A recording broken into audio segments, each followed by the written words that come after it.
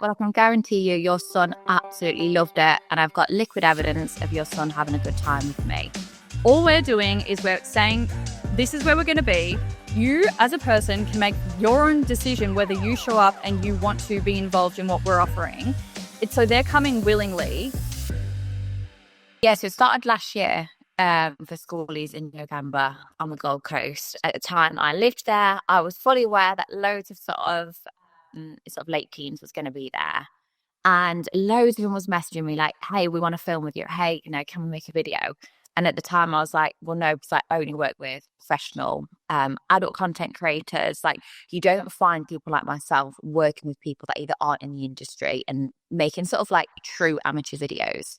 But then as it came closer, I was like, actually, why didn't I film content with these people? We'd planned to go to the Gold Coast together and film there. And then when Bonnie's visa got cancelled, that sort of went out the window as an option.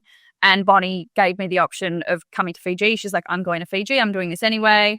We didn't tell anyone we were going, like literally no one. So I'd actually never heard of people going to Fiji for Schoolies. So I was expecting like no one to be there.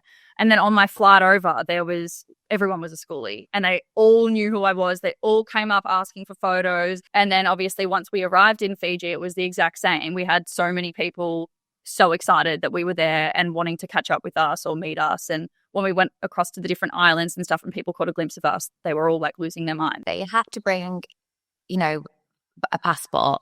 They have to fill in 3 consent forms, then do a breathalyzer test. They have security on the door.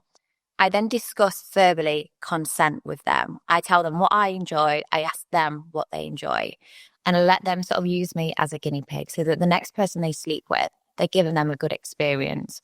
So really, I should be receiving, flowers and cards from parents. We read an article that had been up for about 2 hours saying that the government was coming to arrest us. So we packed our bags and headed to the airport.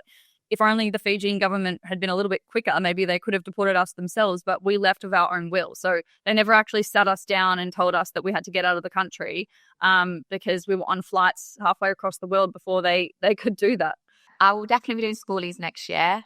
I'm not going to confirm location, and yeah, it's definitely going to happen.